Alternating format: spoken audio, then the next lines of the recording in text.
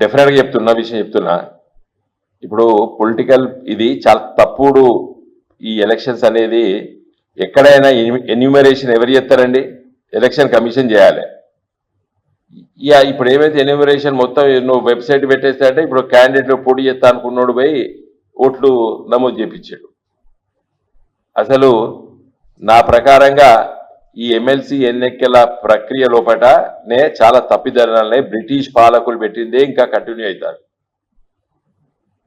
కాబట్టి దీనిపైన మా పార్టీకి అభిప్రాయం ఉంది. సరే, పోటీ చేసినప్పుడు చేస్తాం, పోటీ చేయనప్పుడు చేయలేదు. ఇదివరకు కూడా ఒకసారి పోటీ చేసినాం, ఒకసారి పోటీ చేయలేదు.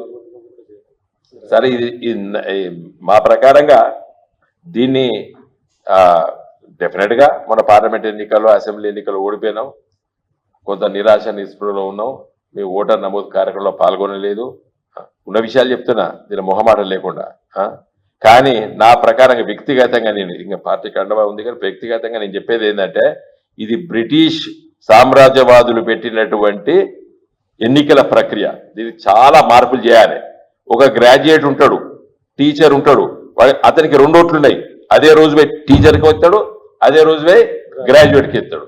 మరి నాలాంటాడు ఇక్కడ ఎవరన్నా టీచర్లు ఎవరు లేవు, మరి మేము ఎవరు లేవు. మా కళ్యాణ్ అంటాడు మా వకీలకు కూడా ఒక ఎమ్మెల్సీ కావాలంటాడు, న్యాయవాదులకి. మా డాక్టర్ బిఎన్ రావు ఉన్నాడు, మా డాక్టర్లకు ఒక ఎమ్మెల్సీ కావాలంటాడు. కాబట్టి దీనిపైన పెద్ద చర్చ పెట్టాలి. దీన్ని తీవ్రంగా ఖండిస్తున్నాం మేము. లోపక ఎలాంటి ఒప్పందాలు లేవు, ఏం లేవు.